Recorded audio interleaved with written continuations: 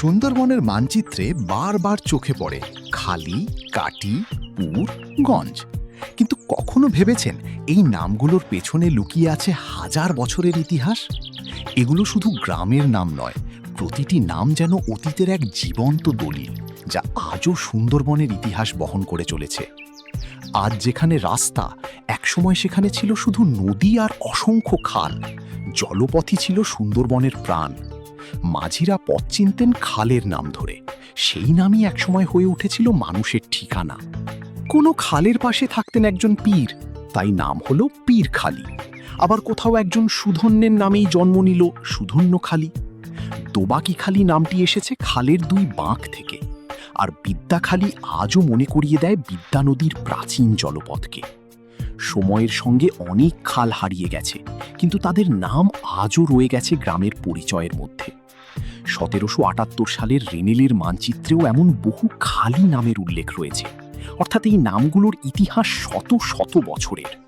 খালি শুধু একটি শব্দ নয়, এটি সুন্দরবনের হারিয়ে যাওয়া খাল, নদী আর নৌপথের জীবন্ত স্মৃতি। কিন্তু খালির মতোই সুন্দরবনের আরেকটি রহস্য লুকিয়ে আছে একটি ছোট্ট শব্দে, কাটি। গোবিন্দ কাটি, কানাই কাটি, শ্রীধর কাটি, এমন নাম নিশ্চয়ই আপনি শুনেছেন। কিন্তু কেন এত জায়গার নামের শেষে কাটি? কাটি শব্দটি এসেছে বন কাটার ইতিহাস থেকে, যেখানে ঘন জঙ্গল পরিষ্কার করে গড়ে উঠেছিল নতুন জনপদ। গোবিন্দ কাটি সম্ভবত গোবিন্দ নামে একজন মানুষের উদ্যোগে গড়ে ওঠা নতুন বসতি, তাই তার নাম আজও বেঁচে আছে। কানাই কাটির ক্ষেত্রেও একই গল্প। হয়তো কানাইয়ের নেতৃত্বেই একদিন এই জঙ্গল কেটে শুরু হয়েছিল মানুষের বসতি। শ্রীধর কাটি, স্বরূপ কাটি কিংবা রায়ের কাটি, প্রতিটি নাম যেন একজন মানুষ আর একটি নতুন শুরুর স্মৃতি বহন করছে। আবার মাধব কাটির মতো নাম আমাদের ফিরিয়ে নিয়ে যায় সেন যুগের বসতি বিস্তারের সম্ভাব্য ইতিহাসে। পরবর্তীকালে ইংরেজ আমলেও বন কেটে আবাদ শুরু হয়। নতুন জমি, নতুন গ্রাম আর নতুন নাম যোগ হতে থাকে মানচিত্রে। বন আজ আর আগের মতো নেই, কিন্তু কাটি শব্দটি এখনো জানিয়ে দেয় একদিন এখানে ছিল গভীর অরণ্য।